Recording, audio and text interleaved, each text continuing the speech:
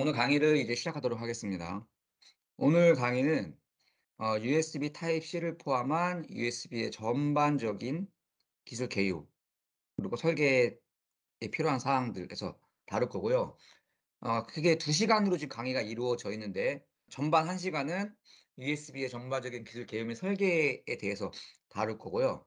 후반 1시간은 USB 타입C에 대한 전반적인 내용을 다룰 겁니다.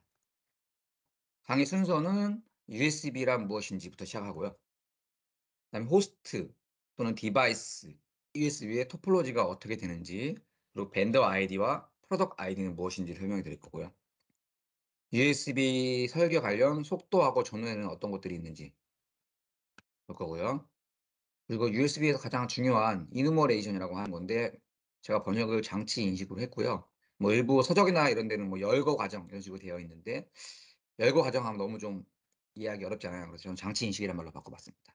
그래서 이누머레이션 과정이 어떻게 되는지, 그리고 USB의 트랜스퍼와 엔드포인트는 어떤 타입이 있고 어떤 종류가 있고 어떤 식으로 쓰이는지, 트랜스퍼 타입, 그리고 각각 USB는 어떤 클래스들이 있고 어떤 드라이버들이 있는지, 디스크립터, 그런 순서로 강의를 진행할 거고요. 자, 처음에 USB란 무엇인가부터 설명을 하도록 하겠습니다. USB는 일단 유니버셜 시리얼 버스의 약자입니다. 그래서 앞자를 따서 USB라고 하고요. 번역을 하자면 범용 직렬 버스라고 되어 있죠. 그래서 우리가 흔히들 인제 장치 갈래지에 들어가서 USB 찾으시려면 USB로 안 나오시죠. 이게 번역이 되니까 다 이제 범용 직렬 버스 장치 이렇게 찾으시면 아마 찾으실 수가 있으실 거예요. 그래서 USB는 범용 직렬 버스라고 생각하시면 될 것 같고요. 한 개의 마스터와 여러 개의 슬레이브로 구성이 되어 있습니다. 그래서 USB는 마스터와 슬레이브 간의 통신이라고 보실 수가 있고요. 한 개의 마스터를 우리는 USB 호스트라고 하고, 여러 개의 슬레이브들을 흔히들 인제 USB 디바이스라고 합니다. USB는 플러그 앤 플레이에서 PNP라고 해서 꽂으면 바로 동작할 수 있는 이런 특징을 갖고 있고요. USB는 또 이 USB IF라는 협회에서 USB 표준을 만들었습니다. 그래서 이 표준을 따라야지만 디바이스 호스트와 디바이스 간의 통신이 가능하고 그런 호환이 가능하겠죠. 그래서 이 usb.org에 가시면 USB 관련 표준부터 여러 가지 문서들, 그런 것들 다 받아보실 수가 있고요. USB의 히스토리를 보시면은, 아까 제가 USB는 어떤 USB 협회에서 표준을 만들었다고 했잖아요. 그래서 1994년에 최초로 약 7개사, 여기 보시는 7개사가 최초 개발을 했는데요. 개발의 목적은 그거였어요. 우리 예전에 PC 보시면 여러 가지 막 커넥터들이 엄청 많잖아요. 커넥터도 여러 가지 커넥터들이 있는데, 그 커넥터들이 너무 이 번거롭고 많다 보니까는 PC와 주변 장치 간의 데이터하고 전원, 이런 통신하는 데 있어서 좀 하나의 표준 커넥터를 만들자. 그렇게 해서 개발된 게 이 USB고요. 그래서 이게 앞에 유니버셜이란 말이 그래서 범용이라는 말이에요. 그래서 최초 1.1이 1995년 인텔에 의해서 개발이 됐고요. 그 이후 98년에 맥, 애플에서 기존의 이런 레가시, 기존의 이런 복잡한 그런 케이블을 제거한 최초의 PC가 나왔고, USB가 본격적으로 인제 좀 많이 쓰여지게 된 USB 2.0이죠. 2.0은 2000 년도에, 불과 20년 전이죠. 2000 년도에 이렇게 4개 회사하고 필립스, 그래서 요렇게 해서 개발이 됐어요. 그래서 지금도 우리가 인제 USB 스펙 보시면은 거기 앞에 뭐 NEC, 필립스 이런 것들이 회사들이 쫙 나와요. 그래서 히스토리는 이렇게 되고 있고요. 지금 2.0 말고 지금은 인제 3.0까지 나왔죠. 3.0까지 나온 상황이고요. 자, 이번에는 호스트 디바이스 토폴로지, 벤더 아이디와 프로덕트 아이디에서 설명을 드리겠습니다. 아까 USB는 마스터와 슬레이브 간의 통신이라고 설명을 드렸는데요. 이 버스의 마스터는 아까 잠깐 설명드린 것처럼 호스트로 지금부터는 명칭을 합니다. 그래서 USB 호스트라고 명칭을 하고요. 이 버스의 슬레이브들은 이제 디바이스로 명칭을 하겠습니다. 호스트는 그러면 어떤 거냐? 호스트는 이 버스는 한마디로 이 통신선이죠. 마스터와 슬래브 간에 있는 통신선. 네, 버스에 여러 가지 디바이스들이 연결이 될 거 아니에요. 아까 호스트 한 개에 디바이스가 여러 개가 붙을 수 있다고 했으니까. 그랬을 때 각각에 대한 장치 인식 과정을 다 주관을 합니다. 호스트가 다 주관을 하고요. 장치 인식이 끝난 다음에 호스트와 디바이스 간에 각각 통신을 할 거 아니에요. 그럼 모든 통신 스케줄을 관장을 해요. 그럼 디바이스는 뭐냐? 디바이스는 크게 두 가지로 나눌 수 있는데요. 디바이스인데 단순히 포트만 확장하는 기능이다. 내가 어떤 펑션, 특별한 기능을 하는 게 아니고 단지 포트만 확장한다 그러면 그 디바이스 중에 이거를 특별히 우리가 허브라고 합니다. 그래서 얘는 그냥 커넥션만 하는 거예요. 그리고 내가 어떤 통신의 기능을 한다. 예를 들면 마우스나 키보드 그 외 어떤 뭐 통신 장치나 어떤 것이든지 내가 어떤 기능을 한다고 하면 그 디바이스는 펑션이라고 합니다. 그래서 디바이스는 크게 허브와 펑션으로 나눌 수 있고요. 사용하고 계신 대부분의 디바이스는 다 펑션이 되겠죠. 그리고 우리가 뭐 노트북에 USB 포트 확장을 하기 위해서 꼽아 주는 것들을 이제 우리가 허브라고 하겠죠. 그래서 디바이스 같은 경우에는 자신이 어떤 펑션을 하는지 그리고 어떤 요구 사항이 있는지를 이 디스크립터라고 불리는 데이터 구조체에 저장을 하고 있어야 돼요, 어떤 디바이스든지. 그리고 디바이스는 자기의 고유의 반드시 아이디를 갖고 있어야 합니다. 우리가 마치 그 이더넷 통신하면 맥 어드레스가 있듯이 디바이스도 자기 고유의 아이디를 갖고 있어요.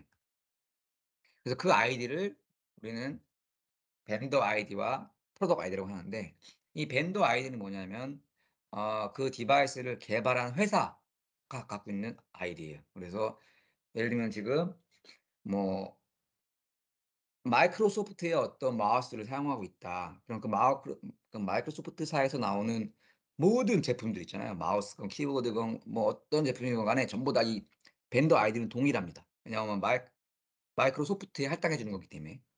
저희 마이크로칩도 저희 회사만의 고유의 이 벤더 아이디를 갖고 있어요. 그래서 마이크로칩에서 나오는 모든 제품들, 디버거들, 프로그래머들 그 외 모든 USB 제품들은 다 이 벤더와 동일한 벤더 아이디를 갖고 있습니다.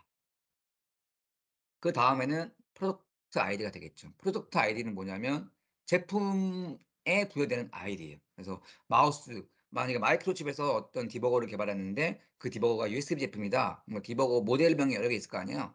그럼 어떤 모델명에 한해서 이 프로덕트 아이디가 하나씩 부여가 됩니다. 그래서 이 벤더 아이디하고 이 프로덕트 아이디는 아까 그 USB.org 협회에서 구매를 하셔야 되고요. 자기 회사 고유의 벤더 아이디를 하나 부여받고 벤더 아이디가 16 비트고요. PID가 16 비트입니다. 그래서 16 비트의 벤더 아이디를 부여받고 그 아래 16 비트의 프로덕트 아이디를 회사가 알아서 할당해서 쓸 수가 있어요.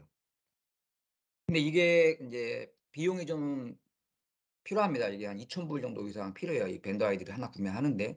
그래서 만약에 뭐 우리 회사에서 간단한 뭐 마우스나 키보드 같은 간단한 제품 하나 USB 개발하려고 하는데 '굳이 내가 2,000만 원이나 들여서 이거를 벤더 아이디를 받아야 되냐.' 하실 수가 있잖아요.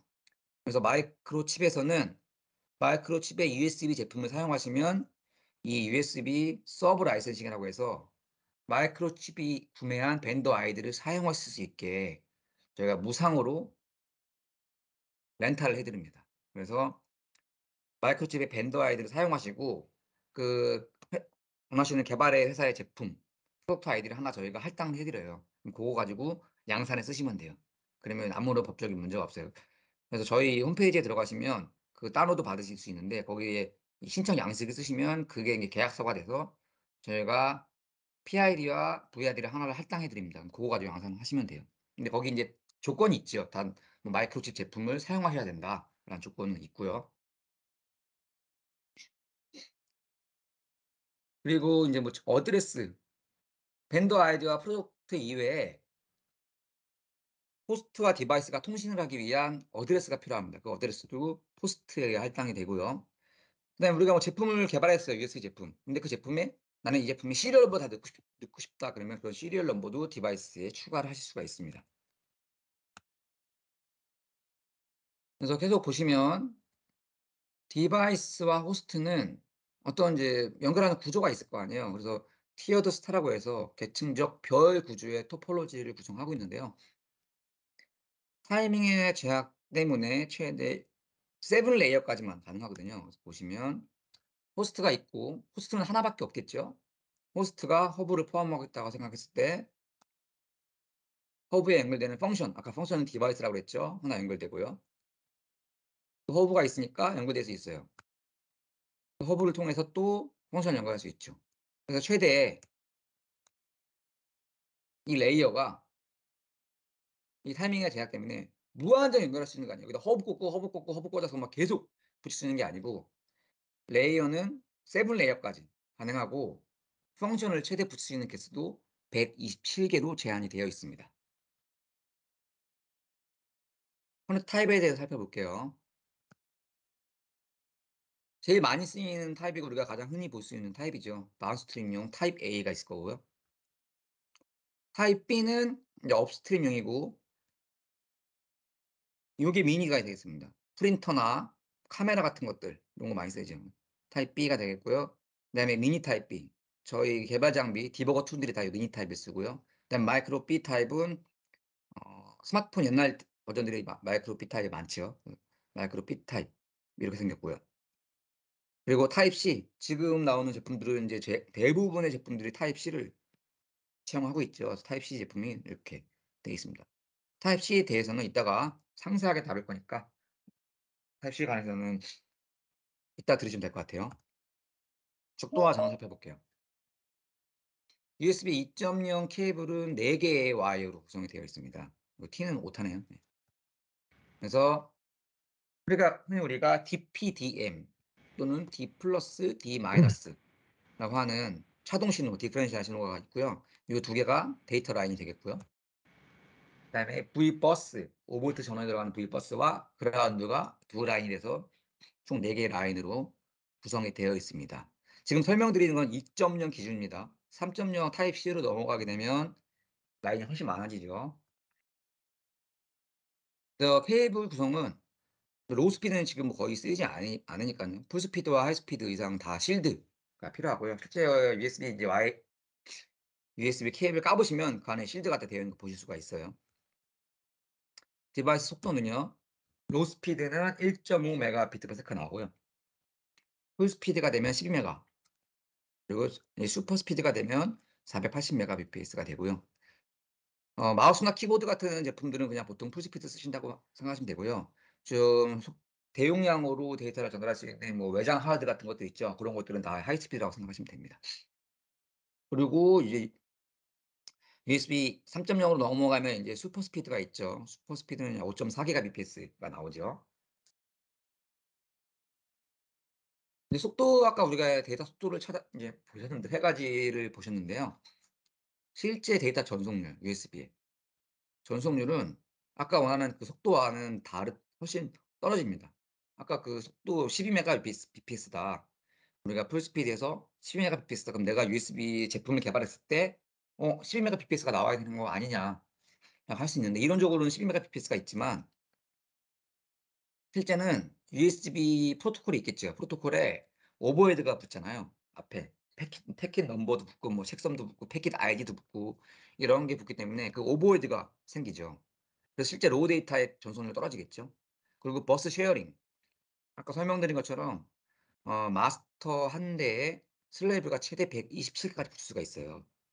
그러면 그 127 개가 붙으면 걔가 127 등분으로 데이터 버스를 쉐어링을 합니다. 그러기 때문에 데이터 속도가 완전히 떨어지겠죠. 실제 데이터 전송률은 속도가 떨어진다라고 생각하시면 되고요. 이런 관련된 내용은 이제 USB 표준 스펙 챕터 5 장을 확인하시면 되겠습니다. 그리고 허브가 있잖아요, 디바이스 중에. 허브는 이런 통신 트랜지션 분석을 통해서 로우 스피드와 풀 스피드, 하이 스피드를 분리할 수가 있고요. 그러면 이제 USB 디바이스가 처음에 인제 USB 인제 호스트에 붙잖아요. 그럼 통신 속도를 구분을 해 줘야겠죠. 통신 속도를 구분을 해 줘야 아까 그 디바이스가 갖고 있는 디바이스 디스크립터에 대한 내용을 받아볼 수가 있잖아요. 그러면 물리적으로 속도를 알아야지만 통신 속도가 정해지는데 그 속도를 이 DP하고 DM의 풀업 저항을 통해서 속도를 표시를 하게 되어 있습니다. 그래서 5 볼트 버스는 일단 전원이 들어온 거기 때문에 풀업이 활성화되기 전에 이미 연결이 돼야 되고요. 그다음에 로우 스피드는 D 마이너스 라인에 풀업이 연결되면 되고요. 풀 스피드는 D 플러스 라인에 풀업이 연결되면 됩니다. 그리고 하이 스피드 같은 경우는 처음에 하드웨어적으로는 풀 스피드로만 구성을 해 주면 돼요. DP 쪽에 풀업 저항을 달아 주면 되고요. 그러면 인제 호스트가 딱 연결됐을 때 풀 스피드로 인식을 하고요. 풀 스피드로 제품이 인식이 되면 호스트하고 디바이스 사이에 시그널링이라고 해서 철핑 같은 핑 같은 거 있죠, 핑. 시그널 하나 딱 튕겨 줘요. 그랬을 때 이제 디바이스에서 응답이 오면은 인제 호스트가 이걸 풀 스피드로 전환을 하고 응답이 없으면은 '아 얘는 그냥 풀 스피드구나.' 그러면 풀 스피드로 계속 통신을 합니다. 그래서 하이 스피드는 하드웨어적인 구성은 풀 스피드와 같이 DP 쪽에만 풀업을 연결해 주시면 된다.라고 보시면 되고요. 그러면은 전원에 대해서 살펴볼게요. 일단 버스 전원일 경우 USB는 표준 자체가 V버스로부터 전원을 디바이스에게 공급해 줄 수 있게 되어 있습니다. 그래서 장치 인식 전 아까 이누멀레이션 하기 전에는 최대 디바이스한테 100mA까지 전원을 공급해 줄 수가 있고요. 장치 인식 후에는 최대 500mA까지 공급이 가능합니다. 버스 전원이 아니고 자체 전원일 경우 버스 전원일 경우 같은 거는 뭐 마우스나 키보드 같은 거 우리가 별도의 배터리 없이 그냥 USB 꽂으면 인식을 하잖아요. 근데 이 제한이 있잖아요. 500mA라는 제한이 있기 때문에 부하가 큰 경우 내가 예를 들면 요즘에 나오는 뭐 USB 포트로 선풍기 팬을 돌려야 된다. 메인 선풍기 팬을 돌린다거나 전류를 500mA 이상 당겨 가야 될 경우가 있겠죠. 그럴 경우는 스펙에서 500mA가 최대이기 때문에 더 그 이상의 전류가 필요하잖아요. 그럴 경우는 자체 전원을 줄 수가 있어요. 그래서 외부 전원을 사용하는 경우가 되겠고요. 외부 전원을 내가 사용한다고 하더라도 V버스는 연결이 되어 있어야 합니다. 그래야 이 포트가 인제 호스트 입장에서는 V버스에 연결이 돼야 디바이스가 연결됐다고 확인하기 하기 때문에 V버스는 전원을 내가 외부 전원을 쓰건 자체 전원을 쓰건 항상 연결이 되어 있어야 하고요. 전원 모드에 대해서 살펴볼게요. 서스펜디드 모드라는 게 있어요. 흔히 우리가 생각하시는 슬립 모드와 비슷하다고 생각하시면 되고요. USB가 인제 버스에서 전원을 당겨가다 보니까 호스트가 예를 들면 노트북 같은 경우 배터리를 구성할 때 디바이스에서 계속 전원을 당겨가면은 배터리가 빨리 닳을 거 아니에요. 그래서 디바이스를 슬립 모드로 집어넣어야겠죠. 그래서 호스트와 디바이스 간에 명령어나 통신이 3ms 이상 없을 경우 3ms 이상 없을 경우 셀렉티브하게 서스펜드 모드로 들어갈 수도 있고 안 들어갈 수 있습니다. 이건 이제 디바이스가 서스펜드 모드를 지원하느냐 안 하느냐에 따라 다른 대부분의 네 USB 제품은 서스펜드 모드를 지원을 합니다, 배터리 줄이기 위해서. 그래서 3mm 간 통신이 없으면 디바이스는 서스펜드 모드로 빠지게 되고요. 서스펜드 모드로 빠지게 되면 아까 V버스에서 최대 500mA까지 당겨갈 수 있다고 했잖아요. 이때는 인제 2.5mA까지 당겨갈 수가 있어요. 그러면 깨어나야 될 거 아니에요. 깨어나려면 어떻게 해야 되냐. 리모트 웨이크업이라는 기능이 있는데요. 이 기능은 뭐냐면 보통 USB 통신은 다 호스트가 디바이스에게 먼저 폴링을 해요. 그래서 마스터가 디바이스에게 폴링을 해야만 디바이스가 응답할 수 있거든요. 근데 웨이크업을 하려면 디바이스가 흔들어야 되잖아요. 예를 들면 노트북이 슬립 모드에 빠졌어요. 그럼 우리가 마우스를 흔들어요. 마우스를 흔들면 노트북이 깨어나죠. 그게 뭐냐면 리모트 웨이크업이라고 해서 디바이스가 이때는 호스트에게 웨이크업하라는 신호를 줄 수가 있어요. 이 웨이크업 신호가 있으면 디바이스가 호스트를 깨워서 다시 통신을 재개하는 거죠. 근데 이 리모트 웨이크업도 디바이스가 다 있는 게 아니고 호스트가 이 권한을 부여한 경우에만 리모트 웨이크업을 할 수가 있습니다. 그래서 이런 뭐 리모트 웨이크업, 서스펜드 모드 이런 거는 다 디스크립터, 디바이스 디스크립터에 내용이 들어가 있어요. 그래서 슬립 모드에 빠졌을 때 이런 리모트 웨이크업을 통해서 디바이스가 호스트를 깨우고 다시 통신을 재개한다라고 생각하시면 되고요. 상세 내용은 챕터 11 장을 보시면 됩니다. 이번 챕터에서는 장치 인식, 이누멀레이션이라는 거에 대해서 살펴보도록 하겠습니다. 자, 처음에 디바이스가 호스트에 딱 연결이 되죠. 우리가 마우스나 키보드 또는 뭐 USB 메모리 스틱을 PC에 딱 꽂았어요. 꽂는 순간부터 이 이누멀레이션은 시작이 된다고 생각하시면 돼요. 그래서 디바이스가 연결되면 호스트에 의해서 시작을 하고요. 호스트는 디바이스로부터 디스크립터를 요구해요. 그래서 그 디스크립터를 읽어서 여러 가지 요구 사항들을 읽어냅니다. 이 디스크립터는 뭐다? 디바이스가 어떤 기능을 하고 어떤 요구 사항들이 있는지를 가지고 있는 구조체라고 말씀드렸잖아요.